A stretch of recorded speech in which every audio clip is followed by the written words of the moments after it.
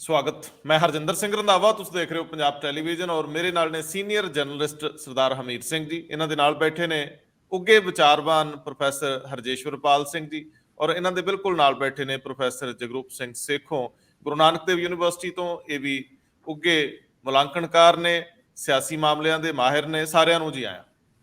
ਸ਼ੁਕਰੀਆ।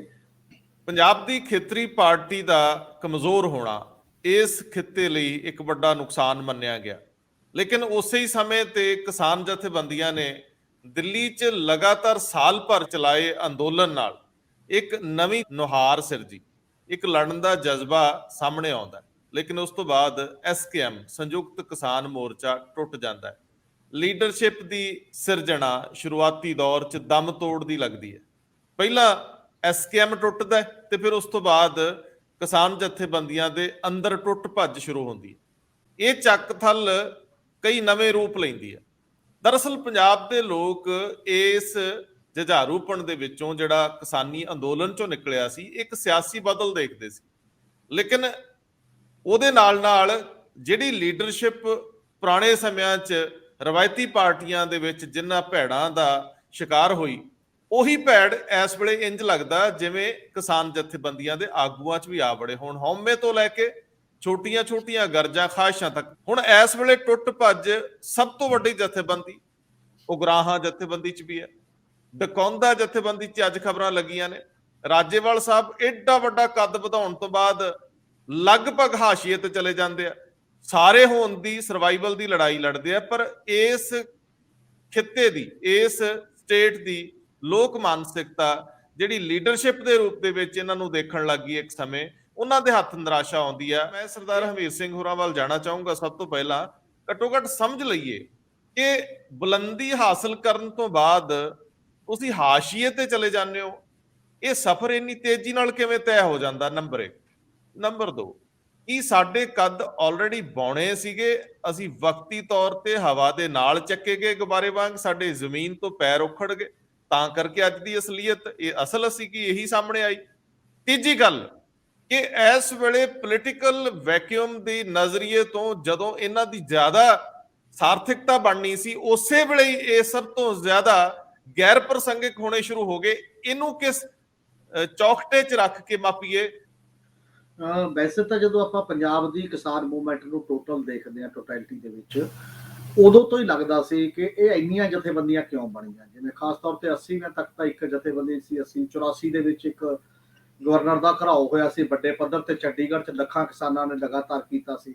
ਬਸ ਉਸ ਤੋਂ ਬਾਅਦ ਫੁੱਟ ਦਰ ਫੁੱਟ ਹੁੰਦੀ ਰਹੀ। ਜਦੋਂ ਭਾਰਤੀ ਕਿਸਾਨ ਯੂਨੀਅਨ ਦੇ ਰੂਪ 'ਚ ਇੱਕ ਜਥੇਬੰਦੀ ਬਣੀ ਸੀ 1980 'ਚ, ਉਦੋਂ ਬਾਅਦ ਪੰਜਾਬ ਦੇ 3 ਲੀਡਰ ਐਮਰਜ ਹੋਏ ਸੀ। ਉਹਦੇ 'ਚ ਭੁਪਿੰਦਰ ਸਿੰਘ ਮਾਨ, ਬਲਬੀਰ ਸਿੰਘ ਰਾਜੇਵਾਲ, ਅਜਮੇਰ ਸਿੰਘ ਲੱਖੋਵਾਲ, ਇਹ ਤਿੰਨੇ ਉਸ ਕਿਸਾਨੀ ਦੇ ਵਿੱਚੋਂ ਦਿਖਾਈ ਦਿੱਤੇ। ਉਦੋਂ ਬਾਅਦ ਵੱਖ-ਵੱਖ ਜਥੇਬੰਦੀਆਂ ਸੀ। ਪਹਿਲਾਂ CPI CPM ਦੀਆਂ ਕਿਸਾਨ ਸਭਾਵਾਂ ਸੀ, ਉਹਨਾਂ ਨੇ ਵੀ ਆਜ਼ਾਦੀ ਤੇ ਤੁਰੰਤ ਬਾਅਦ ਮੋਰਚੇ ਲੜੇ ਕੁਛ, ਪਰ ਹੌਲੀ ਹੌਲੀ ਉਹਨਾਂ ਦੀ ਰੈਲੇਵੈਂਸ ਘਟਦੀ ਗਈ ਉਹ ਕਿਸਾਨ ਸਭਾਵਾਂ ਦੇ ਰੂਪ 'ਚ, ਕਿਉਂਕਿ ਸਿੱਧੀਆਂ ਪਾਰਟੀਆਂ ਦੇ ਨਾਲ ਅਟੈਚਡ ਸੀਗੀਆਂ। ਇਹ ਗੈਰ ਪਾਰਟੀ ਆਰਗੇਨਾਈਜੇਸ਼ਨ ਇੱਕ ਬਣੀ ਸੀ ਕਿਸਾਨਾਂ ਦੀ। ਪਰ ਉਦੋਂ ਬਾਅਦ ਚੱਲਦੇ ਚੱਲਦੇ ਜਦ ਹੁਣ ਕਿਸਾਨ ਅੰਦੋਲਨ ਆਉਂਦਾ, ਜਿਹਦੇ ਤੇ ਬਰੀਕੀ ਨਾਲ ਬਹੁਤ ਨਾ ਵੀ ਕਰੀਏ ਲੰਮਾ ਸਮਾਂ ਲੱਗੂ। 32 ਸੀਗੀਆਂ ਉਦੋਂ ਜਦੋਂ ਕਿਸਾਨ, ਤੇ 32 ਕਿਵੇਂ ਹੋ ਗਈਆਂ? ਪਹਿਲੀ ਗੱਲ ਇੱਕ ਤਾਂ ਉਹਦੇ 'ਚ ਬਹੁਤ ਵੱਡਾ ਰੀਜਨ ਇਹ ਸੀ ਕਿ ਜਥੇਬੰਦੀਆਂ ਅਲੱਗ-ਅਲੱਗ ਆਕਾਰ ਦੀਆਂ ਸੀ। ਇੱਕ ਤਾਂ ਹਰ ਪੋਲੀਟੀਕਲ ਧਿਰ ਨੇ ਆਪਣੀ ਜਥੇਬੰਦੀ ਬਣਾਉਣੀ ਚਾਹੀ ਕਿਸਾਨੀ ਦੇ ਵਿੱਚ। ਪਹਿਲਾਂ ਚਾਹੇ ਅੰਦਰ ਵੜ ਕੇ ਸੀ, ਫਿਰ ਉਹ ਬਾਹਰ ਆਈਆਂ ਅਲੱਗ-ਅਲੱਗ, ਉਹਨੇ ਹੀ ਗਰੁੱਪ ਬਣੇ ਜਿੰਨੇ ਪੋਲੀਟੀਕਲ ਗਰੁੱਪ ਬਣੇ। ਔਰ ਦੂਜਾ ਸਵਾਲ ਇਹ ਵੀ ਹੈ ਕਿ ਹਉਮੈ ਵੀ ਆਪਣੀ ਜਗ੍ਹਾ ਇੱਕ ਗੱਲ ਸੀ। ਤੀਜੀ ਗੱਲ, ਉਹ ਬਿਮਾਰੀ ਜਿਹੜੀ ਪਾਰਟੀਆਂ ਦੇ ਵਿੱਚ ਹੈ, ਉਹ ਸਾਡੀਆਂ ਜਥੇਬੰਦੀਆਂ ਦੇ ਵਿੱਚ ਵੀ ਹੈ ਕਿ ਮਰਦੇ ਦਮ ਤੱਕ ਪ੍ਰਧਾਨ ਜੀ ਉਹ ਰਹਿਣਗੇ, ਕਿਸੇ ਲਈ ਜਗ੍ਹਾ ਨਹੀਂ ਛੱਡਣਗੇ। ਕਿਸੇ ਜਥੇਬੰਦੀ ਦੇ ਵਿੱਚ ਵੀ ਉਹ ਬਹੁਤ ਜ਼ਿਆਦਾ ਤਬਦੀਲੀ ਵਾਲਾ ਦੌਰ, ਡੈਮੋਕ੍ਰੈਟਿਕ ਐਟੀਟਿਊਡ ਦਿਖਾਈ ਨਹੀਂ ਦਿੱਤਾ। ਉਹ ਵੀ ਇੱਕ ਪੈਟਰਨ ਲਗਾਤਾਰ ਚੱਲਦਾ ਹੈ। ਆਰਗੇਨਾਈਜੇਸ਼ਨ ਦੇ ਪ੍ਰਤੀ ਸਮਝ ਦਾ ਜਿਹੜਾ ਸਵਾਲ ਹੈ ਕਿ ਸਾਂਝੀਆਂ ਜਥੇਬੰਦੀਆਂ ਕਿਸ ਐਂਗਲ ਤੋਂ ਚੱਲਦੀਆਂ ਨੇ, ਕਿਵੇਂ ਚੱਲਦੀਆਂ ਚਾਹੀਦੀਆਂ ਨੇ, ਕਿਵੇਂ ਸਾਂਝ ਵਧਣੀ ਚਾਹੀਦੀ ਹੈ।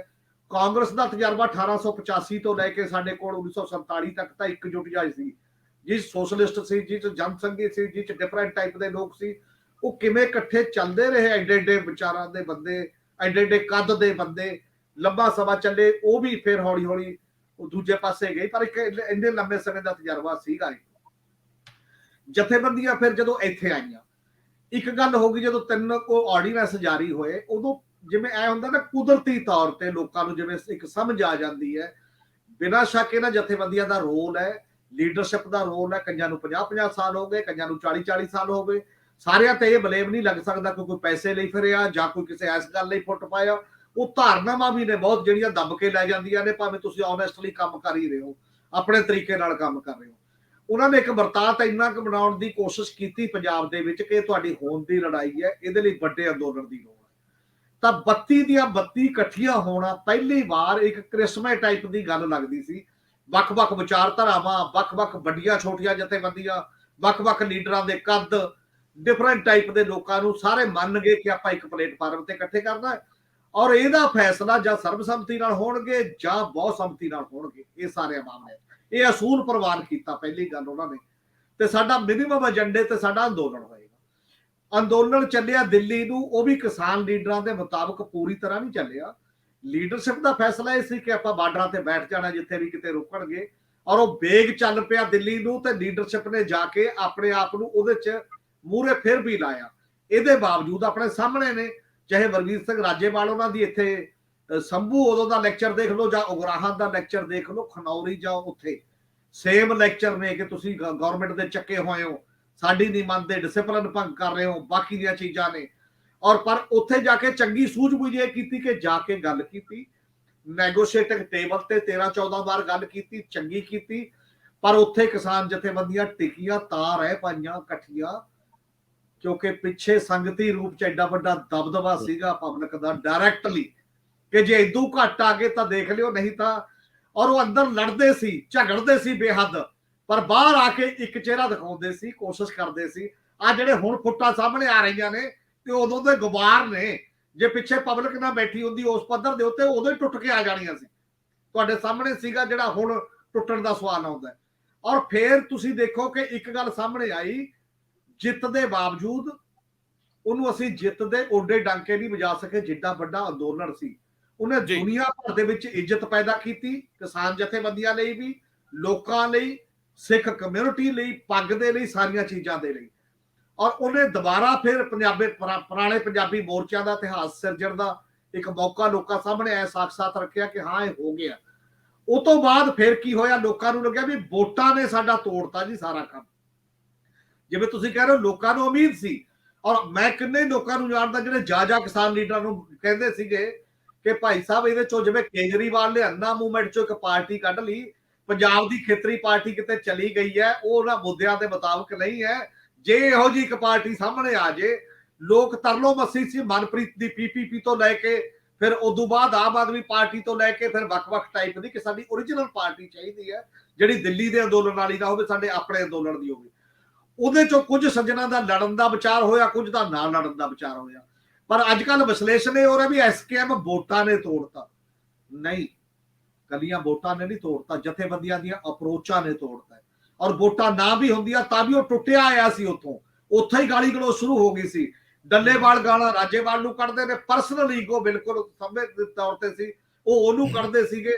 ਔਰ ਉਹਨੇ ਆ ਕੇ ਐਸਕੇਐਮ ਗੈਰ ਰਾਜਨੀਤਿਕ ਬਣਾ ਲਿਆ।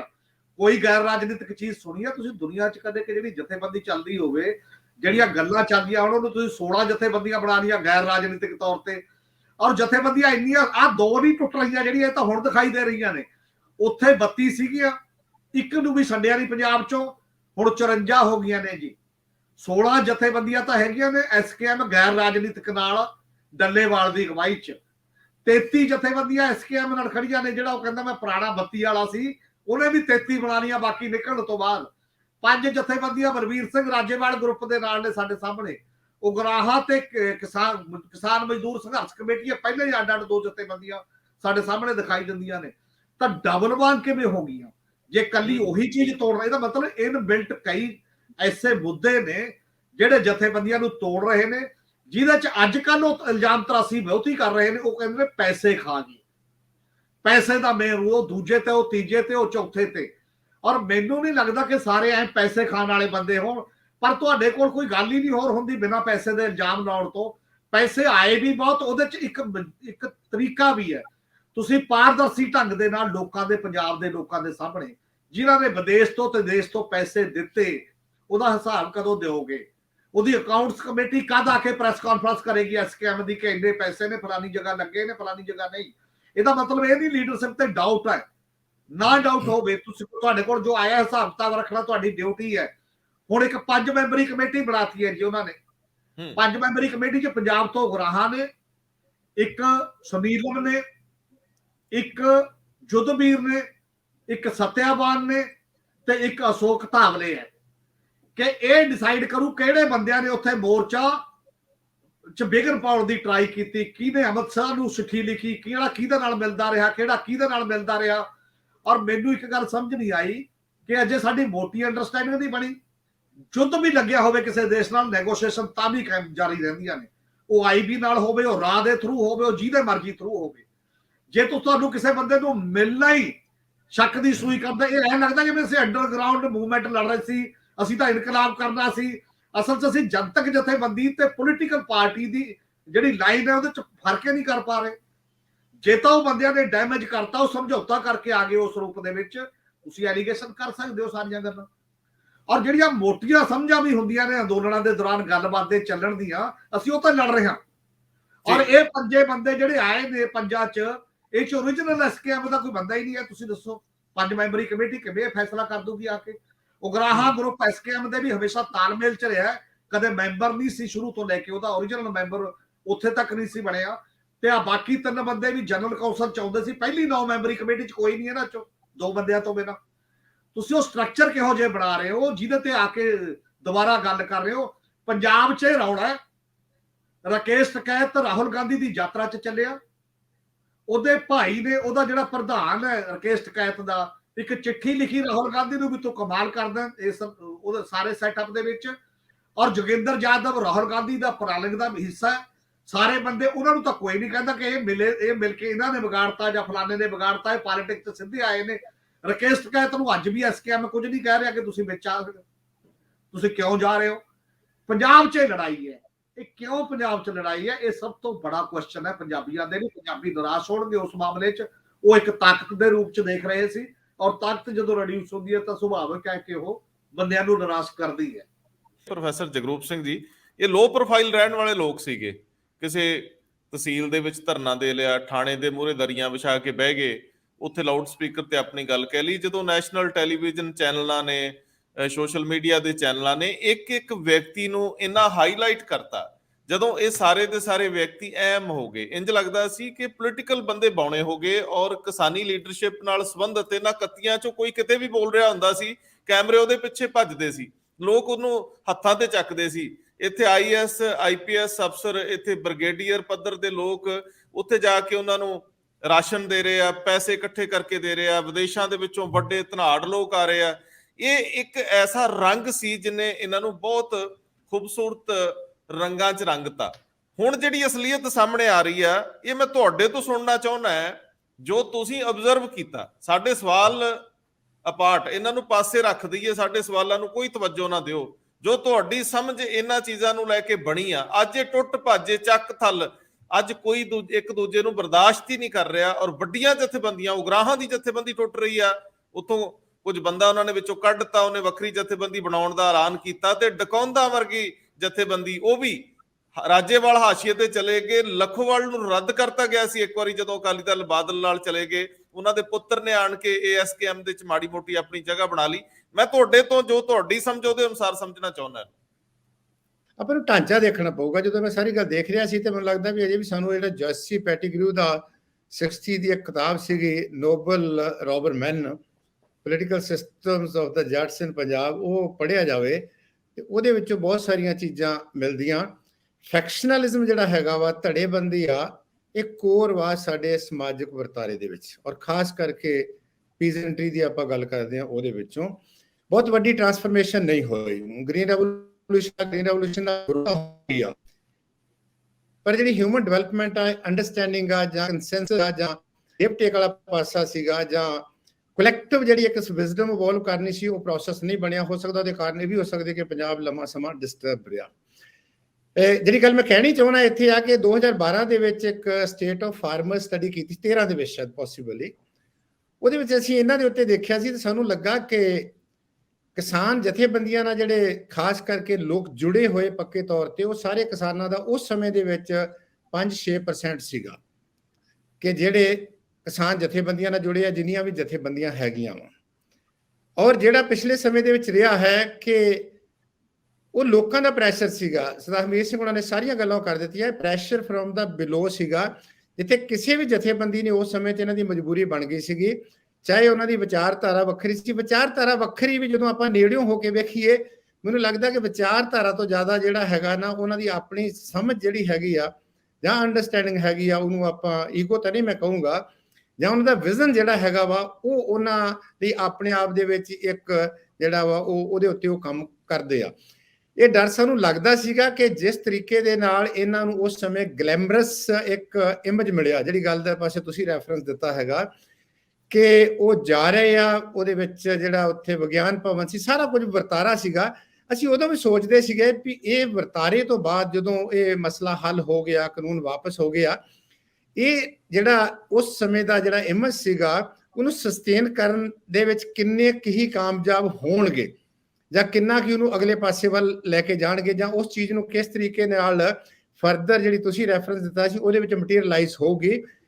ਇਹ ਹੋਣਾ ਹੀ ਸੀ, ਇਦਾਂ ਹੀ ਹੋਣਾ ਸੀਗਾ, ਇਹ ਤੋਂ ਅੱਗੇ ਨਹੀਂ ਸੀ ਜਾਇਆ ਜਾ ਸਕਦਾ, ਕਿਉਂਕਿ ਉਹ ਪ੍ਰੈਸ਼ਰ ਸੀਗਾ। ਉਹ ਪ੍ਰੈਸ਼ਰ ਦੇ ਵਿੱਚ ਪਛਾਣ ਮੁੜਨੀ ਸਭ ਨੂੰ ਪਤਾ ਸੀਗਾ ਕਿ ਜਿਹੜੀ ਵੀ ਜਥੇਬੰਦੀ ਉਹਦੇ ਵਿੱਚ, ਜਿੱਦਾਂ ਹਰਮੀਤ ਸਿੰਘ ਉਹਨਾਂ ਨੇ ਕਿਹਾ ਵਾ ਕਿ ਇੱਧਰ ਉੱਧਰ ਹੁੰਦੀ, ਉਹਨੇ ਲਾਂਭੇ ਹੋ ਜਾਣਾ ਸੀਗਾ, ਉਹਦਾ ਮੁੜ ਕੇ ਕੋਈ ਸਪੇਸ ਨਹੀਂ ਸੀਗੀ। ਫਲੋਟਿੰਗ ਸਪੋਰਟ ਬਹੁਤ ਸੀਗੀ, ਔਰ ਫਲੋਟਿੰਗ ਸਪੋਰਟ ਜਿਹੜੀ ਸੀ ਕਾਜ਼ ਵਾਸਤੇ ਸੀ। ਇਹ ਹੈਗਾ ਕਿ ਸਾਰੇ ਲੋਕਾਂ ਨੇ ਦਿੱਤਾ, ਸਿਰਫ ਕਿਸਾਨ ਹੀ ਨਹੀਂ ਹੈ, ਇੱਕ ਕਿਸਮ ਦੀ ਜਨਤਕ ਲਹਿਰ ਉਸ ਸਮੇਂ ਦੇ ਵਿੱਚ ਉਹ ਬਣ ਚੁੱਕੀ ਸੀਗੀ। ਜਦੋਂ ਉਹ ਤੋਂ ਵਾਪਸ ਆਏ ਆ, ਇਹ ਠੀਕ ਹੈ ਕਿ ਸਾਡਾ ਸਟੇਟ ਜਿਹੜੀ ਇੰਡੀਅਨ ਸਟੇਟ ਹੈਗੀ ਆ, ਇਹਦੀ ਕੈਪੈਸਿਟੀ ਬਹੁਤ ਆ, ਇਹਦੇ ਕੋ ਸਟਰਕਚਰ ਬਹੁਤ ਪਾਵਰਫੁਲ ਆ, ਇਹ ਆਪਣਾ ਕੋਈ ਨਾ ਕੋਈ ਵੇ ਆਊਟ ਲੱਭਦੀ ਆ। ਜਦੋਂ 3 ਕਾਨੂੰਨ ਵਾਪਸ ਹੋਏ, ਸਾਨੂੰ ਪਤਾ ਸੀਗਾ ਵੀ ਕਾਨੂੰਨ ਉਹਨਾਂ ਨੇ ਇੰਨੀ ਜਲਦੀ ਡਾਈਜੈਸਟ ਨਹੀਂ ਸੀ ਕਰਨਾ। ਇੱਕ ਨਵਾਂ ਪ੍ਰੋਸੈਸ ਸ਼ੁਰੂ ਹੋਇਆ, ਜਿਹੜੇ ਗੈਰ ਰਾਜਨੀਤਿਕ ਕਿਸਾਨ ਜਥੇਬੰਦੀਆਂ, ਇਹ ਯੂਪੀ ਦੇ ਵਿੱਚ ਵੀ ਹੋਇਆ। ਜਿਹੜੀਆਂ ਐਸਟੈਬਲਿਸ਼ਡ ਕਿਸਾਨ ਜਥੇਬੰਦੀਆਂ ਸੀ, ਉਹਦੇ ਪੈਰਲਲ ਜਿਹੜੀਆਂ ਸੀ ਜਥੇਬੰਦੀਆਂ ਖੜੀਆਂ ਕਰਤੀਆਂ, ਉਹਦਾ ਨਾਂ ਦੇ ਦਿੱਤਾ ਗੈਰ ਰਾਜਨੀਤਿਕ। ਉਹ ਲੋਕਾਂ ਨੂੰ ਜ਼ਿਆਦਾ ਅਪੀਲ ਕਰਦੀਆਂ ਕਿ ਦੂਸਰੀਆਂ ਪਾਰਟੀਆਂ ਜਿਹੜੀਆਂ ਹੈਗੀਆਂ, ਉਹਨਾਂ ਦੀ ਪੋਲੀਟੀਕਲ ਐਫੀਲੀਏਸ਼ਨਸ ਹੈਗੀਆਂ, ਉਹ ਏ ਨਾ ਜੁੜ ਗਏ, ਬੀ ਨਾ ਜੁੜ ਗਏ, ਸਾਡਾ ਜਿਹੜਾ ਧੜਾ ਹੈਗਾ ਵਾ ਇਹ ਗੈਰ ਰਾਜਨੀਤਿਕ ਹੈਗਾ। ਤਾਂ ਅਲਟੀਮੇਟਲੀ ਡਿਵੀਜ਼ਨ ਹੋਈ ਆ, ਟੁੱਟ ਭੱਜ ਹੋਈ, ਜਿੱਦਾਂ ਪੰਜਾਬ ਦੇ ਵਿੱਚ ਜਿੱਦਾਂ ਇਹਨਾਂ ਕਿਹਾ, ਕੋਈ ਵਿਅਕਤੀ ਗੈਰ ਰਾਜਨੀਤਿਕ ਨਹੀਂ ਹੁੰਦਾ, ਚਾਹੇ ਉਹ ਇਵਨ ਨਿਊਟਰਲ ਹੋਣਾ ਵੀ ਆਪਣੇ ਆਪ ਦੇ ਵਿੱਚ ਰਾਜਨੀਤੀ ਹੈਗੀ ਆ। ਸਮੱਸਿਆ ਹੁਣ ਇਹ ਹੈਗੀ ਆ ਕਿ ਜਿੰਨਾ ਲਾਰਜਰ ਦੈਨ ਸਾਈਜ਼ ਬਣਿਆ ਸੀਗਾ, ਮੇਨਟੇਨ ਕਰਨਾ ਇਹਨਾਂ ਵਾਸਤੇ ਮੁਸ਼ਕਲ ਸੀਗਾ, ਇਹਨਾਂ ਨੂੰ ਉੱਥੇ ਜਿਹੜਾ ਸਟੇਬਲ ਕਰਨਾ ਬਹੁਤ ਮੁਸ਼ਕਲ ਸੀਗਾ। ਉਹਦੇ ਬਹੁਤ ਸਾਰੇ ਕਾਰਨ, ਆਪਾਂ ਸਾਰੇ ਕਾਰਨ ਜਾਣਦੇ ਆ। ਇੱਕ ਤਾਂ ਫੀਫਡਮ ਖੜੀ ਹੋਈ ਆ, ਮੰਨਣਾ ਪਊਗਾ, ਜਿਹੜੀ ਤੁਸੀਂ ਪਹਿਲਾਂ ਰੈਫਰੈਂਸ ਦਿੱਤਾ ਸੀ ਵੀ ਆਪਣੇ ਛੋਟੇ ਛੋਟੇ ਹਲਕਿਆਂ ਦੇ ਵਿੱਚ ਇਹ ਆਪਣਾ ਕੰਮ ਕਰਦੇ ਆ, ਔਰ ਉਹਨਾਂ ਦਾ ਇਨਫਲੂਐਂਸ ਵੀ ਉੱਥੋਂ ਤੱਕ ਹੀ ਸੀਮਿਤ ਆ। ਹਰ ਜਿਹੜੀ ਕਿਸਾਨ ਜਥੇਬੰਦੀ ਹੈਗੀ ਆ, ਬਹੁਤ ਘੱਟ ਜਥੇਬੰਦੀਆਂ ਹੋਣਗੀਆਂ ਜਿਹਦੇ ਅਕ੍ਰੋਸ ਜਿਹੜੇ ਸਾਡੇ ਛੋਟੇ 3 ਰੀਜਨ ਆ, ਉਹਨਾਂ ਦੇ ਵਿੱਚ ਇਹਨਾਂ ਦਾ ਇਨਫਲੂਐਂਸ ਹੈਗਾ। ਉਹਦੇ ਵਿੱਚ ਫਰਦਰ ਜਿਹੜਾ ਹੈਗਾ ਵਾ, ਛੋਟਾ ਛੋਟਾ ਕੋਈ ਦੁਆਬੇ ਦੇ ਵਿੱਚ ਆਪਣਾ ਹੈ, ਮਾਝੇ ਦੇ ਵਿੱਚ ਆ, ਦੂਸਰਾ ਹੈ। ਫੰਕਸ਼ਨਲ ਕੋਆਰਡੀਨੇਸ਼ਨ ਦੀ ਲੋੜ ਸੀਗੀ, ਫੰਕਸ਼ਨਲ ਕੋਆਪਰੇਸ਼ਨ ਦੀ ਲੋੜ ਸੀਗੀ। ਉਹਦੇ ਵਿੱਚ ਇਹਨਾਂ ਦਾ ਜਿਹੜਾ ਖਾਸ ਕਰਕੇ ਅਲਾਈਨਮੈਂਟਸ ਆ ਜਾਂਦੀਆਂ ਵਾ, ਜਾਂ ਉਹਦੀ ਕਾਊਂਟਰ ਅਲਾਈਨਮੈਂਟਸ ਹੈਗੀਆਂ ਵਾ, ਜਾਂ ਉਹਦੇ ਵਿੱਚ ਇੰਡੀਵਿਜੂਅਲਿਜ਼ਮ ਹੈਗਾ, ਮੈਂ ਵਾਲਾ ਪਾਸਾ ਹੈ। ਕਿਉਂਕਿ ਜਿਹੜਾ ਸਾਡਾ ਸਮਾਜਿਕ ਵਿਵਸਥਾ ਹੈਗੀ ਆ, ਉਹਦੇ ਵਿੱਚ ਵੀ ਸਾਡੀ ਕਲੈਕਟਿਵਿਟੀ ਦੀ ਜਿਹੜੀ ਹੈਗੀ ਆ, ਉਹ ਅਜੇ ਕਾਫੀ ਕੁਝ ਮਿਸਿੰਗ ਹੈਗਾ ਵਾ। ਦੂਸਰੀ ਗੱਲ ਹੈਗੀ ਆ ਕਿ ਹੁਣ ਇਹ ਫ੍ਰੀ ਆ, ਏਜੰਡਾ ਕੋਈ ਵੱਡਾ ਨਹੀਂ ਹੈ, ਏਜੰਡੇ ਦੇ ਤੌਰ ਤੇ ਇਕੱਠੇ ਹੋਏ ਸੀਗੇ, ਵੱਡਾ ਏਜੰਡਾ ਸੀਗਾ। ਜਦੋਂ ਵਾਪਸ ਆਏ ਮੁੜ ਕੇ, ਫਿਰ ਉਹ ਜਿਹੜਾ ਉਸ ਸਮੇਂ ਦੇ ਵਿੱਚ ਇਹਨਾਂ ਦਾ ਇਮੇਜ ਸੀਗਾ, ਜਾਂ ਇਹਨਾਂ ਦੀ ਉਸ ਕਿਸਮ ਦੀ ਉਹ ਗਲੈਮਰਸ ਲਾਈਫ ਸੀਗੀ, ਜਾਂ ਉਹ ਇਸ ਕਿਸਮ ਦੀ ਵੱਡੀ ਜਿਹੜੀ ਇਹਨਾਂ ਨੇ ਬਹੁਤ ਵੱਡੀ ਕੋਸ਼ਿਸ਼ ਕੀਤੀ ਔਰ ਐਡਾ ਵੱਡਾ ਜਿਹੜਾ ਸੀ ਰੁਤਬਾ ਹਾਸਲ ਕੀਤਾ, ਉਹ ਮੁੜ ਕੇ ਆਣ ਕੇ ਜਿਹੜਾ ਵਾ ਇੱਥੇ ਆਣ ਕੇ ਉਹ ਪਛਾਣ ਜਿਹੜਾ ਉਹ ਨਹੀਂ ਬਣਦਾ। ਜਥੇਬੰਦੀਆਂ ਦੇ ਵਿੱਚ ਜਿੱਦਾਂ ਹਰਜੇਸ਼ਵਰ ਕਿਹਾ, ਡੈਮੋਕ੍ਰੈਟਿਕ ਪ੍ਰੋਸੈਸ ਨਹੀਂ ਹੈ, ਸੈਂਟਰਲਾਈਜੇਸ਼ਨ ਹੈਗੀ ਆ। ਹਾਂ, ਇਹ ਗੱਲ ਮੰਨਣੀ ਪਊਗੀ, ਪੈਸੇ ਨੇ ਇੱਕ ਦੂਜੇ ਦੇ ਖਿਲਾਫ ਜਿਹੜਾ ਹੈਗਾ ਵਾ ਉਹ ਇਹਨਾਂ ਨੂੰ ਖੜਾ ਕੀਤਾ, ਪਾਰਟੀ ਦੇ ਵਿੱਚ ਵੀ, ਦੂਸਰੀਆਂ ਪਾਰਟੀਆਂ ਦੇ ਵਿੱਚ ਵੀ। ਇਹ ਗੱਲ ਠੀਕ ਆ, ਪੈਸਾ ਆਇਆ, ਔਰ ਪੈਸਾ ਹਰ ਇੱਕ ਨੇ ਜਿਹੜਾ ਉਹਨੂੰ ਜਾਣਦਾ ਸੀ ਉਹਦੇ ਕੋਲ ਪਹੁੰਚਾਇਆ। ਕੋਈ ਇਹਨਾਂ ਦਾ ਆਪਣਾ ਸੈਂਟਰਲਾਈਜ਼ ਉਹ ਸਿਸਟਮ ਨਹੀਂ ਸੀਗਾ। ਹੋ ਸਕਦਾ ਉਹਦਾ ਸਾਰਾ ਹਿਸਾਬ ਕਿਤਾਬ ਦਿੱਤਾ ਜਾਵੇ, ਖਰਚੇ ਵੀ ਕਰ ਦਿੱਤੇ ਗਏ ਹੋਣ, ਪਰ ਕਿਤੇ ਨਾ ਕਿਤੇ ਇਸ ਚੀਜ਼ ਦੀ ਕਲੈਰਿਟੀ ਜਿਹੜੀ ਹੈਗੀ ਆ ਉਹ ਨਹੀਂ ਦਿੱਤੀ ਗਈ, ਲੋਕਾਂ 'ਚ ਨਹੀਂ ਗਿਆ ਇਹ ਜਿਹੜਾ ਸੀਗਾ ਵੀ ਇਹਦੇ ਵਿੱਚ ਇੰਨੀ ਟਰਾਂਸਪੇਰੈਂਸੀ ਹੈਗੀ ਆ। ਇਸੇ ਕਰਕੇ ਜਦੋਂ ਲੋਕਾਂ ਦਾ ਵਿਸ਼ਵਾਸ ਖਿਸਕਣਾ ਸ਼ੁਰੂ ਹੁੰਦਾ ਵਾ, ਜਿਹੜੀਆਂ ਜਥੇਬੰਦੀਆਂ ਹੁੰਦੀਆਂ ਵਾ, ਉਹਨਾਂ ਦੇ ਵਿੱਚ ਵੀ ਇਸ ਕਿਸਮ ਦੀ ਸਮੱਸਿਆ ਪੈਦਾ ਹੁੰਦੀ। ਸਮੱਸਿਆ ਬਹੁਤ ਡੂੰਘੀ ਆ। ਡੂੰਘੀ ਇਸ ਕਰਕੇ ਹੈਗਾ ਕਿ ਹੁਣ ਇਹ ਵੀ ਲੱਗਦਾ ਕਿ ਸ਼ਾਇਦ ਜੇ ਕੋਈ ਫਿਰ ਵੱਡਾ ਮੋਰਚਾ ਸ਼ੁਰੂ ਕਰਨ ਦੀ ਲੋੜ ਪੈਂਦੀ ਹੈ, ਮਸਲੇ ਤਾਂ ਹੱਲ ਹੋਏ ਨਹੀਂ। ਕ੍ਰਾਈਸਿਸ ਖੇਤੀਬਾੜੀ ਦਾ ਢਾਂਚਾਗਤ ਹੈ। ਇਹ 3 ਕਾਨੂੰਨ ਬਣ ਜਿਹੜੇ ਖਾਸ ਕਰਕੇ MSP ਵਾਲਾ ਪਾਸਾ ਹੈ ਜਾਂ ਹੋਰ ਵੀ ਜਿਹੜੇ ਇਸ਼ੂਜ਼ ਹੈਗੇ ਆ, ਵੀ ਜੇ ਉਹਨਾਂ ਨੂੰ ਲੜਨ ਵਾਸਤੇ ਫਿਰ ਦੁਬਾਰਾ ਲੋੜ ਪੈਂਦੀ ਆ ਤੇ ਫਿਰ ਇਹਨਾਂ ਨੂੰ ਮੈਨੂੰ ਲੱਗਦਾ ਵੀ ਪਹਿਲੇ ਦੇ ਮੁਕਾਬਲੇ ਤੇ ਜ਼ਿਆਦਾ ਮੁਸ਼ਕਲ ਹੋਊਗੀ। ਉਹਦਾ ਇੱਕੋ ਹੀ ਵੱਡਾ ਕਾਰਨ ਹੈਗਾ ਕਿ ਇਹਨਾਂ ਦੀ ਆਪਸੀ ਜਿਹੜੀ ਖਾਸ ਕਰਕੇ ਇਸ ਕਿਸਮ ਦੀ ਇੱਕ ਦੂਜੇ ਦੇ ਉੱਤੇ ਬੇਵਿਸ਼ਵਾਸੀ, ਜਾਂ ਜਿਸ ਤਰੀਕੇ ਦੇ ਨਾਲ ਇਵੇਂ ਸੀਗਾ ਉਗਰਾਹਾਂ ਜਥੇਬੰਦੀ ਦਾ ਆਮ ਤੌਰ ਤੇ ਇੱਕ ਐਗਜ਼ਾਮਪਲ ਦਿੱਤੀ ਜਾਂਦੀ ਸੀਗੀ ਕਿ ਇੱਕ ਜਥੇਬੰਦੀ ਇਹ ਜਿਹੜੀ ਹੈਗੀ ਆ ਜਿਹਦੇ ਵਿੱਚ ਇੱਕ ਪੂਰਾ ਸਿਸਟਮ ਹੈਗਾ ਵਾ, ਇਹਨਾਂ ਦਾ ਡਿਸਪਲਿਨ ਹੈਗਾ ਵਾ, ਜਾਂ ਟਰਾਂਸਪੇਰੈਂਸੀ ਹੈ, ਜਦੋਂ ਉਹਦੇ ਵਿੱਚ ਇਸ ਕਿਸਮ ਦੀਆਂ ਗੱਲਾਂ ਉੱਠਦੀਆਂ ਵਾ ਤੇ ਮੈਨੂੰ ਲੱਗਦਾ ਵੀ ਸਾਰੀ ਜਿਹੜੀ ਮੂਵਮੈਂਟ ਹੋਈ ਆ ਜਾਂ ਸਾਰਾ ਪਹਿਲੇ ਸਮੇਂ ਦੇ ਵਿੱਚ ਅਚੀਵਮੈਂਟ ਸੀਗੀ, ਉਹ ਕਿਤੇ ਨਾ ਕਿਤੇ ਭਾਵੇਂ ਥੋੜੇ ਤੌਰ ਤੇ ਜਾਂ ਕਿਸੇ ਨਾ ਕਿਸੇ ਤਰੀਕੇ ਦੇ ਉੱਤੇ ਉਹਦੇ ਉੱਤੇ ਕਿੰਤੂ ਪਰੰਤੂ ਸਵਾਲ ਜਿਹੜੇ ਆ ਉਹ ਉੱਠਣੇ ਸ਼ੁਰੂ ਹੋ ਜਾਂਦੇ ਆ। ਪ੍ਰੋਫੈਸਰ ਹਰਜੇਸ਼ਵਰਪਾਲ ਜੀ, ਮੈਂ ਤੁਹਾਡੇ ਤੋਂ ਸਮਝਣਾ ਚਾਹੂੰਗਾ ਹੁਣ ਰਾਜਨੀਤਿਕ ਨਜ਼ਰੀਏ ਤੋਂ ਕਿ ਜਦੋਂ ਇੱਕ ਜੰਗ ਮੁੱਢਲੇ ਤੌਰ ਤੇ ਜਿੱਤ ਗਈ ਲੱਗਦੀ ਆ, ਚਲੋ MSP ਦੇ ਮਾਮਲੇ ਦੂਜੇ ਤੇ ਜੇ ਚੱਲਦੇ ਰਹਿਣਗੇ, ਇਹ ਕਦੇ ਮੁੱਕਣ ਵਾਲੇ ਨਹੀਂ, ਕਿਸਾਨੀ ਦੇ ਮਾਮਲੇ ਮੁੱਕਣੇ ਨਹੀਂ ਤੇ ਗੱਲਾਂ ਵੀ ਨਹੀਂ ਮੁੱਕਣੀਆਂ, ਪਰ ਜਿਹੜੀ ਪ੍ਰਾਪਤੀ ਹੋਈ ਆ ਅਸੀਂ ਉਸ ਪ੍ਰਾਪਤੀ ਤੋਂ ਬਾਅਦ ਇਸ ਲੜਾਈ ਨੂੰ ਕਿਸ ਤਰੀਕੇ ਨਾਲ ਸਮਝੀਏ? ਇਹਨੂੰ ਈਗੋ ਨਾਲ ਕੱਲੀ ਨਾਲ ਨਹੀਂ ਕਹਿ ਸਕਦੇ, ਇਹਨਾਂ ਦੀ ਵਿਚਾਰਧਾਰਕ ਸਮਝ ਨੂੰ ਨਹੀਂ ਵਿੱਚ ਲਿਆ ਸਕਦੇ। ਮੈਨੂੰ ਦੱਸੋ ਕਿ ਅੰਦਰ ਤੁਹਾਨੂੰ ਕੁਝ ਹੋਰ ਭੈੜ ਵੀ ਲੱਗਦੇ ਆ? ਜਿਵੇਂ ਹਮੀਰ ਸਿੰਘ ਹੋਰਾਂ ਕਿਹਾ ਕਿ ਤੁਹਾਨੂੰ ਨੰਗੇ ਚਿੱਟੇ ਰੂਪ 'ਚ ਆਪਣਾ ਹਿਸਾਬ ਦੇ ਹੀ ਦੇਣਾ ਚਾਹੀਦਾ ਸੀ, ਲੋਕ ਮੰਗਣ ਨਾ ਮੰਗਣ, ਤੁਹਾਡੇ ਤੇ ਸ਼ੱਕ ਕਰੀਏ ਨਾ ਕਰੀਏ, ਇੱਕ ਟਰਾਂਸਪੇਰੈਂਟ ਅਪਰੋਚ ਇਹੀ ਮੰਗ ਕਰਦੀ ਹੈ ਕਿ ਤੁਸੀਂ ਆਪਣਾ ਪੱਖ ਬਿਨਾਂ ਕਿਸੇ ਤੋਂ ਮੰਗਿਆ ਰੱਖ ਦਿਓ। ਸੋ ਹੁਣ ਸਾਈਡ ਤੋਂ ਬੈਠ ਕੇ ਇੱਕ ਰਾਜਨੀਤਿਕ ਵਿਸ਼ਲੇਸ਼ਕ ਵਜੋਂ ਸਮਾਜਿਕ ਨਜ਼ਰੀਏ ਤੋਂ ਮੁਲਾਂਕਣ ਕਰਨ ਦੇ ਨਜ਼ਰੀਏ ਤੋਂ ਮੈਨੂੰ ਸਮਝਾਇਓ ਜ਼ਰਾ ਕਿ ਇਹ ਹੁਣ ਇਹ ਸਭ ਜੋ ਵਾਪਰ ਰਿਹਾ, ਇਹ ਕਿਉਂ ਵਾਪਰ ਰਿਹਾ, ਇਹਦੀ ਬੁਨਿਆਦ 'ਚ ਕੀ ਹੈ?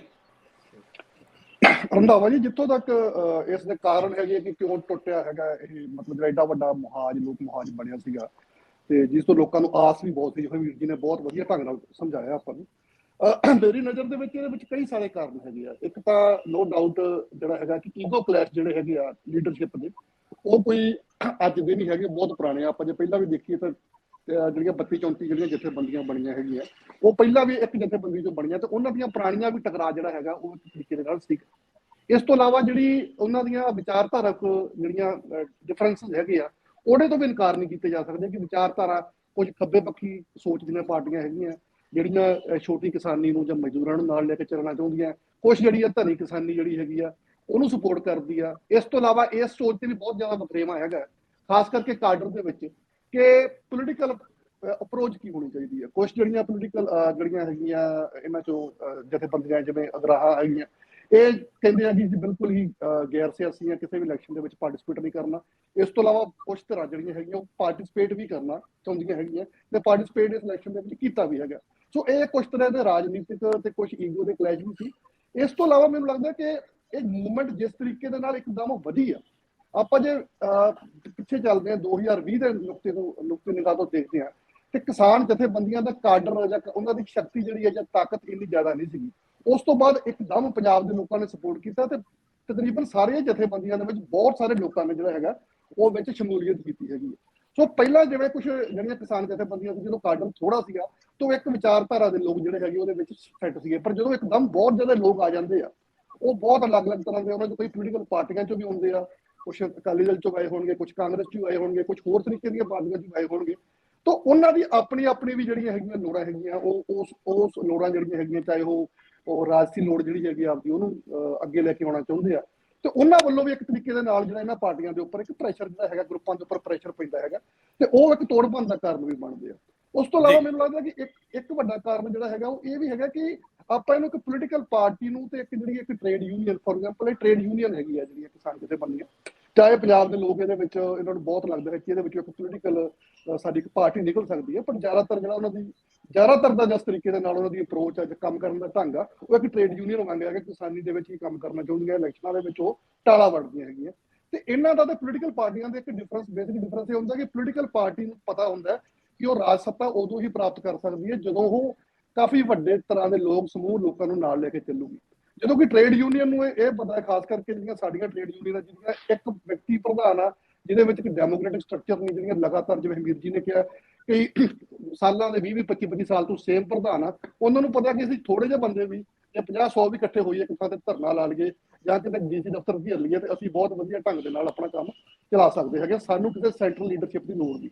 ਸੋ ਡੈਮੋਕ੍ਰੈਟਿਕ ਜਿਹੜੀ ਇੱਕ ਜਿਹੜੀ ਘਾਟ ਹੈਗੀ ਆ ਇਹ ਜਥੇਬੰਦੀਆਂ ਦੇ ਵਿੱਚ ਵੀ, ਕਿ ਜਥੇਬੰਦੀਆਂ ਚਾਹੇ ਬਹੁਤ ਜ਼ਿਆਦਾ ਐਕਸਪੈਂਡ ਕਰਦੀਆਂ, ਸੈਂਕੜਿਆਂ ਤੋਂ ਹਜ਼ਾਰਾਂ ਦੀ ਗਿਣਤੀ ਵਿੱਚ ਪਹੁੰਚ ਗਈਆਂ, ਪਰ ਅਜੇ ਵੀ ਲੀਡਰਸ਼ਿਪ ਦੇ ਵਿੱਚ ਤੁਹਾਨੂੰ ਵੀ ਉਹ ਖਾਸ ਟੀਮ ਨਹੀਂ ਦਿਖਾਈ ਦਿੰਦੀ। ਉਹੀ 70-80 ਸਾਲ ਦੇ ਜਿਹੜੇ ਬਜ਼ੁਰਗ ਆ ਤੁਹਾਨੂੰ ਅਜੇ ਲੀਡ ਕਰ ਰਿਹਾ। ਕਿਸੇ ਵੀ ਜਦੋਂ ਕਿ ਆਪਾਂ ਦੇਖਿਆ ਕਿ ਸਾਰੀਆਂ ਇਹ ਮੂਵਮੈਂਟ ਦੇ ਵਿੱਚ ਜ਼ਿਆਦਾਤਰ ਨੌਜਵਾਨੀ ਦਾ ਬਹੁਤ ਵੱਡਾ ਰੋਲ ਸੀਗਾ, ਨੌਜਵਾਨੀ ਅਜੇ ਵੀ ਤੁਹਾਨੂੰ ਲੀਡਰਸ਼ਿਪ ਦੇ ਵਿੱਚ ਦਿਖਾਈ ਨਹੀਂ ਦਿੰਦੀ। ਸੋ ਇੱਕ ਡੈਮੋਕ੍ਰੇਸੀ ਦੀ ਜਿਹੜੀ ਘਾਟ ਹੈਗੀ ਹੈ, ਜਦੋਂ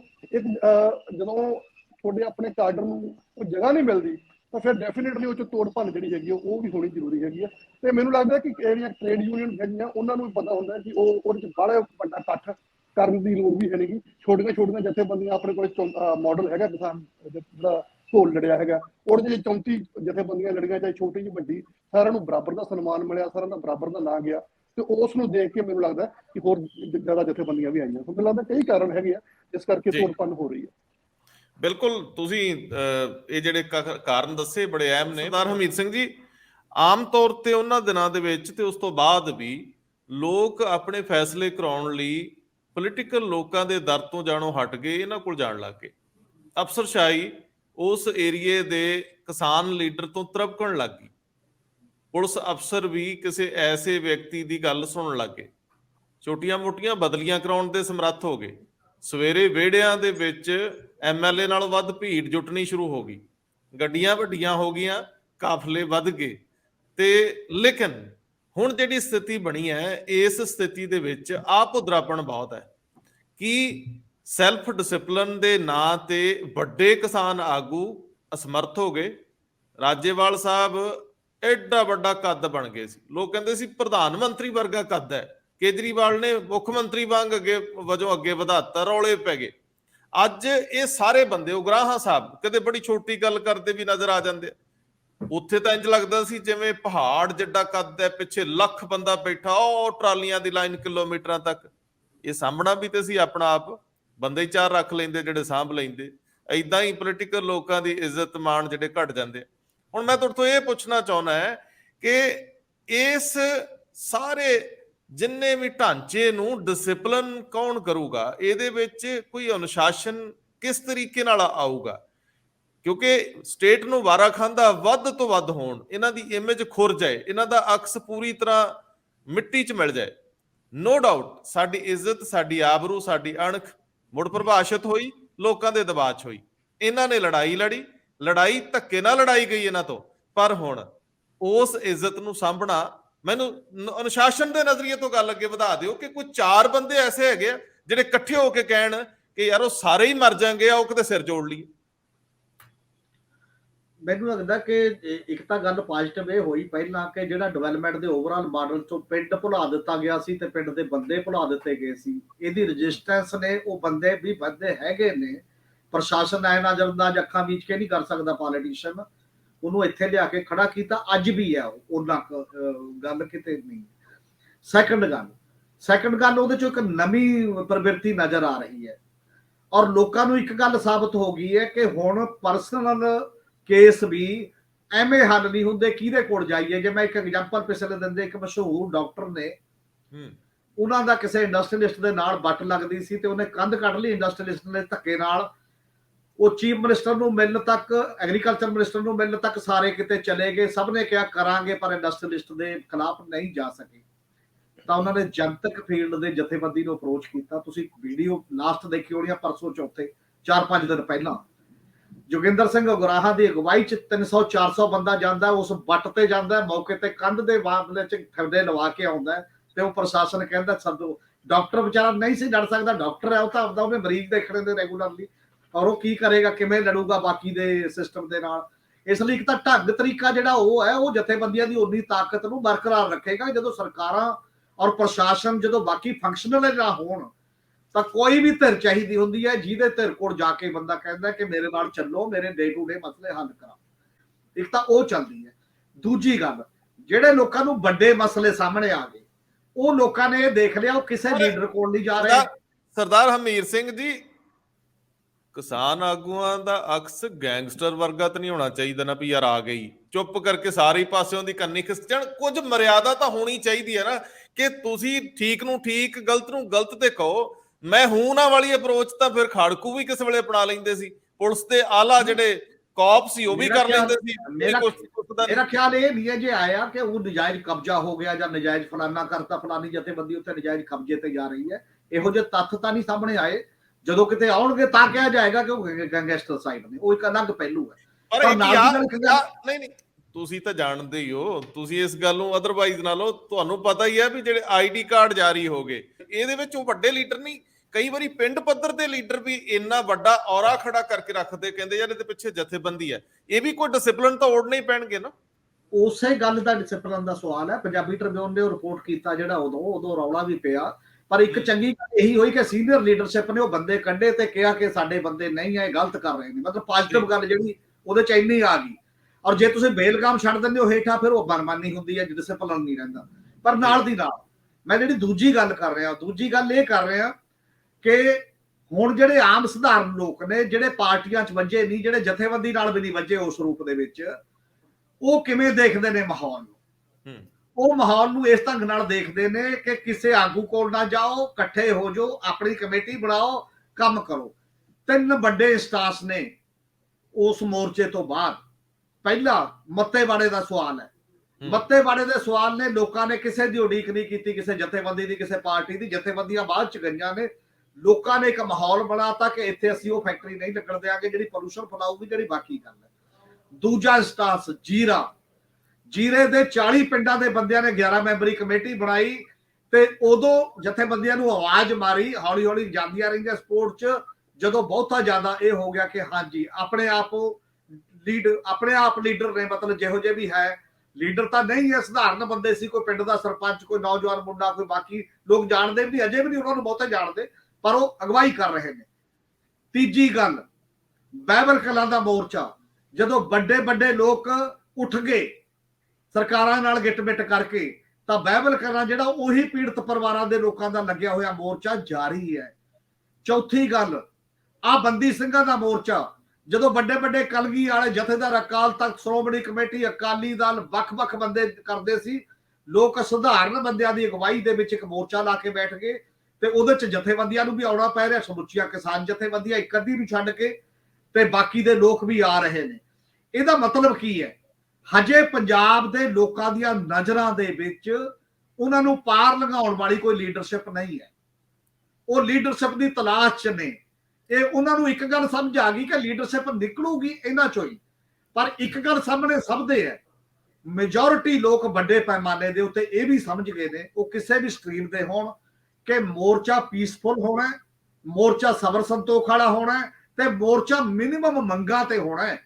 ਇਹ ਵੀ ਚਾਰੇ ਮੰਗਾਂ ਤੇ ਆ। ਜਿਹੜਾ ਇੱਧਰ ਉੱਧਰ ਜਾਂਦਾ ਤੁਹਾਡੇ ਸਾਹਮਣੇ ਹੈ ਕਿ ਉਹਨੂੰ ਵੀ ਇਹਨਾਂ ਨੇ ਇਹ ਕਹਿਤਾ ਵੀ ਜਿਹਨੇ ਖਾਲਿਸਤਾਨ ਬਣਾਉਣਾ ਆਪਣਾ ਅਲੱਗ ਮੋਰਚਾ ਲਾ ਲਓ, ਜਿਹਨੇ ਕੋਈ ਹੋਰ ਕਰਨਾ ਆਪਣਾ ਅਲੱਗ ਲਾ ਲਓ। ਇੱਥੇ ਚਾਰੇ ਮੰਗਾਂ ਨੇ। ਇਹ ਕਿਸਾਨ ਅੰਦੋਲਨ ਦਾ ਇੱਕ ਸਿਰਜਿਆ ਹੋਇਆ ਇੱਕ ਨੈਰੇਟਿਵ ਹੈ ਕਿ ਜੇ ਤੁਸੀਂ ਜਿੱਤਣਾ ਹੈ, ਸਾਂਝੀ ਵਾਲਤਾ ਲਿਆਉਣੀ ਹੈ, ਪਹਿਲਾਂ ਮੁੱਦੇ ਡਿਸਾਈਡ ਕਰੋ, ਫਿਰ ਉਹ ਤੇ ਲੋਕਾਂ ਨੂੰ ਆਵਾਜ਼ ਮਾਰੋ, ਫਿਰ ਇੱਧਰ ਉੱਧਰ ਨਾ ਭਟਕੋ ਜਿੰਨਾ ਚਿਰ ਉਹ ਮੋਰਚਾ ਚੱਲਦਾ। ਔਰ ਸਾਡੇ ਕੋਲ ਪੋਲੀਟੀਕਲ ਮੁੱਦਿਆਂ ਵਾਸਤੇ ਅਜੇ ਕੋਈ ਧਿਰ ਨਹੀਂ ਹੈ, ਜਿਹਦੇ ਕਰਕੇ ਪ੍ਰੋਬਲਮ ਹੈ ਸਾਡੇ ਸਾਹਮਣੇ ਖੜੀ ਹੋਈ, ਜਿਹੜੀ ਇੱਕ ਮਿਨੀਮਮ ਏਜੰਡੇ ਤੇ, ਜਿਹੜੀ ਉਹੀ ਤੁਸੀਂ ਖੇਤਰੀ ਪਾਰਟੀ ਵਾਲੀ ਗੱਲ ਕਰਦੇ ਹੋ ਜਾਂ ਬਾਕੀ ਦੀਆਂ ਚੀਜ਼ਾਂ ਨੇ ਕਿ ਸਾਡੇ ਇਹ ਮੁੱਦਿਆਂ ਤੇ ਕੌਣ ਲੜੂਗਾ, ਲੋਕ ਉਹ ਲੱਭਦੇ ਫਿਰ ਰਹੇ ਨੇ। ਕੋਈ ਕਿਸਾਨਾਂ ਚੋਂ ਹੀ ਲੱਭ ਰਿਹਾ, ਕੋਈ ਇਹਨਾਂ ਮੋਰਚਿਆਂ ਚੋਂ ਲੱਭ ਰਿਹਾ, ਇਹਨਾਂ ਚੋਂ ਆਜੋ ਕੋਈ ਕਿਤੇ ਲੱਭ ਰਿਹਾ, ਪਰ ਇੱਕ ਖਾਕਾ ਨਹੀਂ ਤਿਆਰ ਹੋ ਰਿਹਾ ਉਸ ਪੱਧਰ ਦਾ ਕਿ ਇਸ ਪੱਧਰ ਤੇ ਆਵੇ। ਹੁਣ ਲੜਾਈਆਂ ਕੀ ਨੇ? ਜੇ ਮੈਂ ਇੱਕ ਟੈਕਨੀਕਲ ਗੱਲ ਤੁਹਾਡੇ ਵਿੱਚ ਜੋੜਦਾ, ਕਿਉਂਕਿ ਜਿਹੜੀ ਤਾਜ਼ੀ ਲੜਾਈ ਹੈ ਨਾ, ਉਹ ਵੀ ਲੋਕਾਂ ਨੂੰ, ਔਰ ਜਿਹੜਾ ਤਾਂ ਡਕਾਉਂਦਾ ਗਰੁੱਪ ਦੀ ਲੜਾਈ ਆ, ਉਹ ਕਹਿੰਦੇ ਉਗਰਾਹਾਂ ਗਰੁੱਪ ਸਾਡੇ 'ਚ ਲੜਾਈ ਪਵਾਉਂਦਾ, ਕਿਉਂਕਿ ਮਲੇਰਕੋਟਲੇ ਤੋਂ ਲੈ ਕੇ ਇੱਧਰ ਕਾਫੀ ਬੰਦੇ ਸਾਡੇ ਚੌੜ ਨੂੰ ਤਿਆਰ ਸੀਗੇ।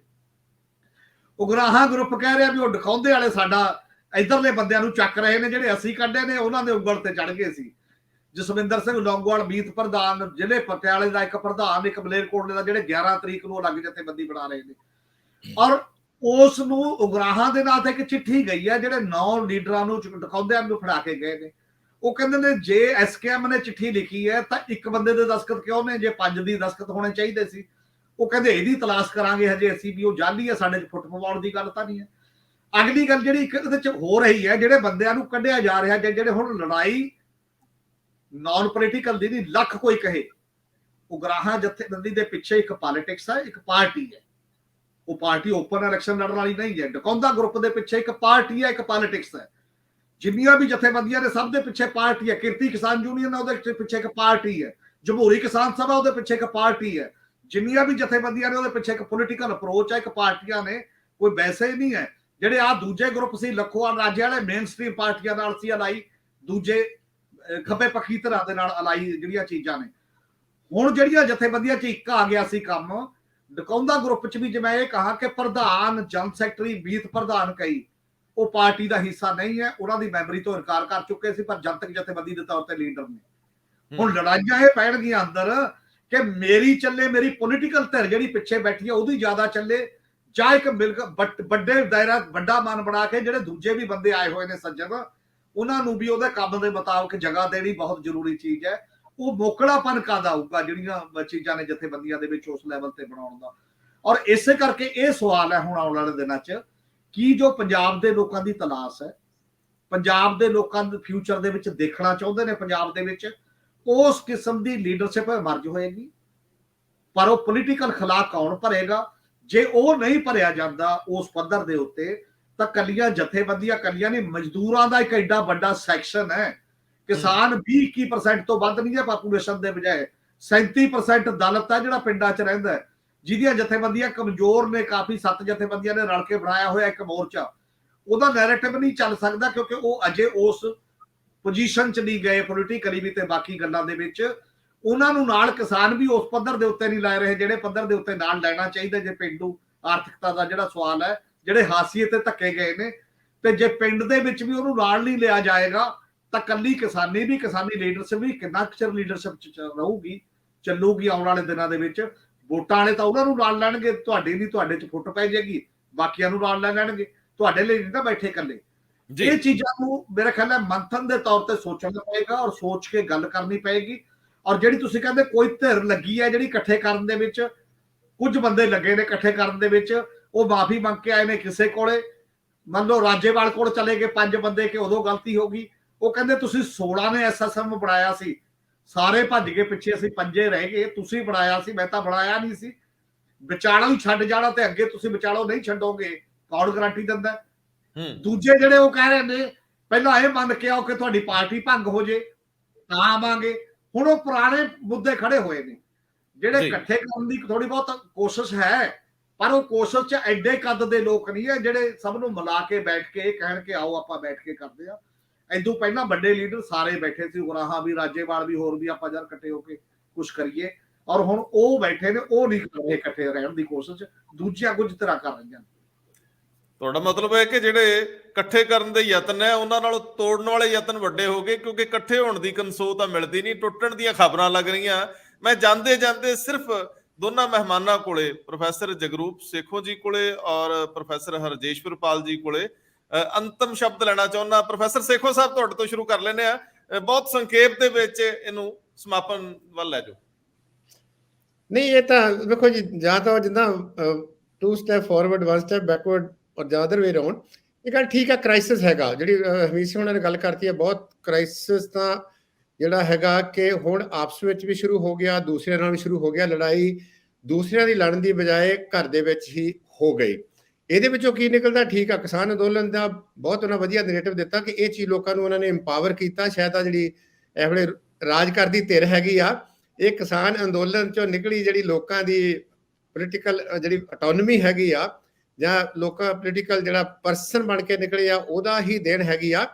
ਇਹ ਗੱਲ ਠੀਕ ਹੈਗਾ, ਐਕਸਪੈਰੀਮੈਂਟ ਹੋਇਆ ਸੀ, ਉਹ ਐਕਸਪੈਰੀਮੈਂਟ ਬਹੁਤ ਬੁਰੀ ਤਰ੍ਹਾਂ ਫੇਲ ਹੋ ਗਿਆ। ਐਸਐਸਐਮ ਵਾਲਾ ਜਿਹੜਾ ਸੀਗਾ, ਇਹ ਬਹੁਤਾ ਲੰਮਾ ਸਮਾਂ ਜਿਹੜਾ ਹੋ ਸਕਦਾ ਲੀਡਰ ਇਰੈਲੇਵੈਂਟ ਹੋ ਜਾਣ।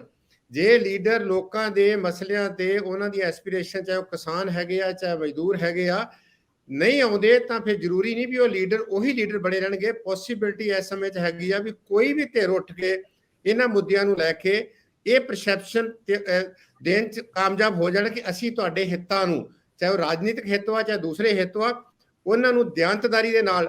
ਰੰਧਾਵਾ ਸਾਹਿਬ, ਚੀਜ਼ਾਂ ਬਹੁਤ ਤੇਜ਼ੀ ਨਾਲ ਬਦਲ ਰਹੀਆਂ। ਹੂੰ 2014 ਦੇ ਵਿੱਚ ਇਮਰਾਨ ਖਾਨ ਹੁਣੀ ਜਿਹੜੇ ਸੀਗੇ ਬਿਲਕੁਲ ਉੱਥੇ ਉਹਨਾਂ ਦੀ ਪਾਰਟੀ ਰੈਲੇਵੈਂਟ ਹੋ ਗਈ ਸੀ, ਪੰਜਾਬ 'ਚ 4 ਸੀਟਾਂ ਜਿੱਤੀਆਂ ਗਈਆਂ ਸੀ, ਉਹ ਬੈਠੇ ਸੀਗੇ। ਹੁਣ ਕੁਝ ਨਹੀਂ ਬਣਨਾ, ਅਗਲੀਆਂ ਇਲੈਕਸ਼ਨਾਂ ਆਉਂਦਿਆਂ ਤੱਕ ਸਾਰਾ ਜਿਹੜਾ ਸੀ ਉੱਥੇ ਸੀਨ ਬਦਲ ਗਿਆ ਸੀਗਾ। ਤੇ ਇਹ ਗੱਲ ਬਹੁਤ ਕਲੀਅਰ ਹੈਗੀ ਆ, ਕਿਸਾਨ ਅੰਦੋਲਨ ਦੀ ਦੇਣ ਹੈਗੀ ਆ ਲੋਕਾਂ ਨੂੰ ਕਿ ਉਹ ਹੁਣ ਕਿਸ ਤਰੀਕੇ ਨਾਲ ਸੋਚਦੇ ਆ, ਔਰ ਇਸ ਕਰਕੇ ਲੀਡਰਾਂ ਦੇ ਉੱਤੇ ਜ਼ਿਆਦਾ ਜ਼ਿੰਮੇਵਾਰੀ ਹੈਗੀ ਆ ਕਿ ਉਹ ਰਿਸਪੌਂਸਿਬਲੀ ਜਿਹੜਾ ਹੈਗਾ ਰਿਸਪੌਂਡ ਕਰਨ, ਰਿਸਪੌਂਸਿਬਲੀ ਜਿਹੜਾ ਬਿਹੇਵ ਕਰਨ, ਤਾਂ ਕਿ ਲੋਕਾਂ ਦਾ ਇੰਟਰਸਟ ਜਿਹੜਾ ਅਲਟੀਮੇਟਲੀ ਉਹਨਾਂ ਦੇ ਜ਼ਿਹਨ ਦੇ ਵਿੱਚ ਜਾਂ ਉਹਨਾਂ ਦੀ ਪਾਲਿਸੀ ਦੇ ਵਿੱਚ ਰਵੇ। ਜੀ ਆਖਰੀ ਸ਼ਬਦ ਪ੍ਰੋਫੈਸਰ ਹਰਜੇਸ਼ਵਰਪਾਲ ਜੀ। ਜਿੱਥੋਂ ਤੱਕ ਕਿਸਾਨ ਲੀਡਰਾਂ ਦਾ ਸਵਾਲ ਆ, ਬਹੁਤ ਜ਼ਿਆਦਾ ਇਹਨਾਂ ਤੋਂ ਐਕਸਪੈਕਟੇਸ਼ਨ ਸੀ ਇੱਕ ਵਾਰ, ਮਤਲਬ ਖਾਸ ਕਰਕੇ ਆਹ ਜਦੋਂ ਦਿੱਲੀ ਅੰਦੋਲਨ ਤੋਂ ਬਾਅਦ, ਕਿ ਜਿਹੜੀ ਕਿਸਾਨ ਲੀਡਰਸ਼ਿਪ ਹੈਗੀ ਆ ਇਹ ਇੱਕ ਵੱਡਾ ਨਾਮ ਚਮਕਿਆ ਸੀ, ਚਾਹੇ ਅਗਰਾਹਾਂ ਸਾਹਿਬ ਸੀ, ਚਾਹੇ ਆਪਣਾ ਰਾਜੇਵਾਲ ਜੀ ਸੀ ਜਾਂ ਬਾਕੀ ਸੀ, ਵੀ ਇੱਕ ਇਸ ਤਰ੍ਹਾਂ ਦੀ ਲੀਡਰਸ਼ਿਪ ਦੇ ਸਕਦੀ ਆ ਕਿ ਜਿਹੜੇ ਇਕੱਲੀ ਕਿਸਾਨੀ ਹੀ ਨਹੀਂ, ਕਿਸਾਨੀ ਦੇ ਨਾਲ ਨਾਲ ਬਾਕੀ ਸਮਾਜ ਦੇ ਵਰਗ ਜਿਹੜੇ ਹੈਗੇ ਆ ਉਹਨਾਂ ਨੂੰ ਜੋੜ ਕੇ ਤੇ ਸ਼ਾਇਦ ਕੋਈ ਇੱਕ ਇਸ ਤਰ੍ਹਾਂ ਦੀ ਰਾਜਨੀਤਿਕ ਧਿਰ ਲੈ ਕੇ ਆਉਣ ਜਿਸ ਦੀ ਪੰਜਾਬ ਨੂੰ ਬਹੁਤ ਜ਼ਿਆਦਾ ਲੋੜ ਸੀ। ਪਰ ਨੋ ਡਾਊਟ, ਜਿਵੇਂ ਆਪਣਾ ਹਮੀਦ ਜੀ ਨੇ ਵੀ ਕਿਹਾ, ਸੇਖੋ ਸਾਹਿਬ ਨੇ ਵੀ ਕਿਹਾ, ਕਿ ਬਹੁਤ ਵੱਡੀ ਦੇਣ ਆ ਕਿਸਾਨ ਮੂਵਮੈਂਟ ਦੀ, ਕਿ ਇਹਨੇ ਜਿਸ ਤਰੀਕੇ ਦੇ ਨਾਲ ਲੋਕਾਂ ਨੂੰ ਜਥੇਬੰਦ ਕੀਤਾ, ਜਿਸ ਤਰੀਕੇ ਦੇ ਨਾਲ ਉਹਨਾਂ ਨੂੰ ਚੇਤਨਾ ਦਿੱਤੀ ਹੈ, ਉਹ ਬਹੁਤ ਵੱਡਾ ਰੋਲ ਆ। ਪਰ ਉਹ ਲੀਡਰਸ਼ਿਪ ਜਿਸ ਤਰੀਕੇ ਦੇ ਨਾਲ ਇੱਕ ਦੂਜੇ ਦੇ ਖਿਲਾਫ ਜਿਹੜੀ ਹੁਣ ਲਗਾਤਾਰ ਪ੍ਰਚਾਰ ਕਰ ਰਿਹਾ, ਕਿਹਾ ਕਹਿ ਰਿਹਾ ਵੀ ਕਿ ਤੁਸੀਂ ਪੈਸੇ ਲਏ ਆ ਜਾਂ ਇਸ ਤਰੀਕੇ ਨਾਲ ਉਹਨਾਂ ਦੇ ਲੈ ਜਾਂਦੇ ਆ ਕਿ ਸੈਂਟਰ ਦੇ ਨਾਲ ਰਲੇ ਸੀ, ਉਹਦੇ ਨਾਲ ਕਿਵੇਂ ਨਾ ਕਿਵੇਂ ਉਹ ਕਿਸਾਨ ਲੀਡਰਾਂ ਦੀ ਜਿਹੜੀ ਛਵੀ ਆ ਉਹ ਧੁੰਦਲੀ ਹੁੰਦੀ ਜਾ ਰਹੀ ਹੈਗੀ ਆ। ਤੇ ਉਹਨਾਂ ਤੋਂ ਜਿਹੜੀ ਐਕਸਪੈਕਟੇਸ਼ਨ ਸੀਗੀ ਕਿ ਉਹਨਾਂ ਚੋਂ ਕੋਈ ਧਿਰ ਉੱਠ ਕੇ ਇੱਕ ਜਿਹੜਾ ਹੈਗਾ ਪੰਜਾਬ ਦੇ ਵਿੱਚ ਰਾਜਨੀਤਿਕ ਬਦਲ ਦੇਵੇਗਾ, ਇਹ ਵੀ ਧੁੰਦਲੀ ਪਈ ਹੈਗੀ ਆ। ਤੇ ਮੈਨੂੰ ਲੱਗਦਾ ਕਿ ਅਜੇ ਵੀ ਦੁਬਾਰਾ ਫਿਰ ਜਿਹੜੀਆਂ ਐਸਟੈਬਲਿਸ਼ਡ ਰਾਜਨੀਤਿਕ ਪਾਰਟੀਆਂ ਹੈਗੀਆਂ, ਦੁਬਾਰਾ ਫਿਰ ਲੋਕ ਸ਼ਾਇਦ ਉਹਨਾਂ ਵੱਲ ਹੀ ਝਾਕਣ, ਉਹ ਵੀ ਜੇ ਆਪਦੇ ਆਪ ਨੂੰ ਚੇਂਜ ਕਰ ਸਕਣ, ਤਾਂ ਹੀ ਪੰਜਾਬ ਨੂੰ ਜਿਹੜਾ ਹੈਗਾ ਇੱਕ ਹੋਰ ਰਾਜਨੀਤਿਕ ਬਦਲ ਦੇ ਸਕਦਾ। ਨਹੀਂ ਤਾਂ ਪੰਜਾਬ ਨੂੰ ਜਿਹੜਾ ਹੈਗਾ ਜਿਸ ਤਰੀਕੇ ਦੇ ਨਾਲ ਇੱਕ ਪੋਲੀਟੀਕਲ ਪੈਸਿਮਿਜ਼ਮ ਜਿਹੜਾ ਪੰਜਾਬ ਦੇ ਵਿੱਚ ਹੈਗਾ ਉਹ ਹੋਰ ਵਧੇਗਾ ਇਹ ਸਾਰੇ ਝੰਜਟ ਦੇ ਵਿੱਚ। ਆਮ ਹੀ ਕਿਹਾ ਜਾਂਦਾ ਵੀ ਭਾਵੇਂ ਕੋਈ ਮੂਵਮੈਂਟ ਹੋਵੇ, ਭਾਵੇਂ ਕੋਈ ਸਿਆਸਤ ਹੋਵੇ, ਆਉਂਦੀ ਤਾਂ ਸਮਾਜ ਚੋਂ ਹੀ ਹੈ। ਜਿੱਦਾਂ ਦੇ ਅਸੀਂ ਆ ਉਦਾਂ ਦੇ ਲੀਡਰ ਆਉਣਗੇ, ਭਾਵੇਂ ਉਹ ਕਿਸੇ ਵੀ ਸ਼ੋਬੇ 'ਚ ਹੋਣ। ਤੇ ਜੇ ਕਿਸਾਨ ਲੜ ਰਹੇ ਆ ਤੇ ਸਾਨੂੰ ਸੋਚਣਾ ਚਾਹੀਦਾ ਵੀ ਆਪਾਂ ਕਿੰਨੇ ਇੱਕ ਇਤਫਾਕ ਨਾਲ ਰਹਿੰਦੇ ਆ। ਸਾਡੇ ਵਿਚਾਰਧਾਰਕ ਵਖਰੇਵਿਆਂ ਦੇ ਨਾਂ ਤੇ, ਹਉਮੈ ਦੇ ਨਾਂ ਤੇ ਜਿੰਨੇ ਯੁੱਧ ਲੜੇ ਗਏ ਆ, ਅਸੀਂ ਜਦੋਂ ਕਿਸੇ ਹੋਰ ਨਾਲ ਲੜ ਜਾਂਦੇ ਆ ਟੇਬਲ ਤੇ ਅਸਫਲ ਹੋ ਜਾਂਦੇ ਆ, ਕਿਉਂਕਿ ਲੱਤ ਅਸੀਂ ਇੱਕ ਦੂਜੇ ਨੂੰ ਥੱਲਿਓਂ ਮਾਰਨ ਦੇ ਹੁੰਦੇ ਆ ਕਿ ਤੂੰ ਕਰਦਾ ਕੀ ਪਿਆ। ਸਾਨੂੰ ਉੱਥੇ ਵੀ ਲੱਗਦਾ ਹੁੰਦਾ ਹੈ ਕਿ ਆਹ ਫਲਾਣੇ ਦਾ ਕੱਦ ਸਾਡੇ ਨਾਲ ਵੱਡਾ ਹੋ ਰਿਹਾ, ਪਹਿਲਾਂ ਇਹਦਾ ਕੱਦ ਛਾਂਗ ਲਈਏ। ਜਿਹੜਾ ਵਿਰੋਧੀ ਹੁੰਦਾ ਉਹ ਤਾਂ ਬਹੁਤ ਪਾਸੇ ਰਹਿ ਜਾਂਦਾ। ਤੇ ਸਾਡੇ ਕਿਤੇ ਇਹ ਵੀ ਫਿਤਰਤ ਆ ਕਿ ਅਸੀਂ ਤਾਕਤ ਨਾਲ, ਸੱਤਾ ਨਾਲ ਯਾਰੀ ਵੀ ਪਾਉਣ ਤੁਰ ਪੈਂਦੇ ਆ। ਇੱਕ ਦੂਜੇ ਦੇ ਉੱਤੇ ਇਲਜ਼ਾਮ ਤਰਾਸ਼ੀਆਂ ਇਵੇਂ ਵੀ ਲੱਗ ਰਹੀਆਂ। ਉਦੋਂ ਦਿੱਲੀ ਨਾਲ ਵੀ ਸਾਂਝ ਪਾਉਣ ਦੀਆਂ ਬੜੀਆਂ ਗੱਲਾਂ ਹੋਈਆਂ ਸੀ ਕਿ ਫਲਾਣਾ ਗਦਾਰ ਨਿਕਲ ਆਈ। ਹੁਣ ਪੰਜਾਬ ਦੇ ਵਿੱਚ ਗਦਾਰ ਸ਼ਬਦ ਆਪਣੇ ਆਪ 'ਚ ਸ਼ਰਮਿੰਦਾ ਹੋਣਾ ਵੀ ਜਿੱਥੇ ਮਰਜ਼ੀ ਮੈਨੂੰ ਲਾ ਦਿੰਦੇ ਹੀ, ਕੋਈ ਥੋੜੀ ਬਹੁਤੀ ਮੇਰੀ ਤਾਂ ਇੱਜ਼ਤ ਰੱਖ ਲੈਣ। ਵੈਸੇ ਕਿਸਾਨ ਆਗੂ ਹੈ ਚੰਗੇ ਆ। ਬਹੁਤ ਮਿਹਰਬਾਨੀ।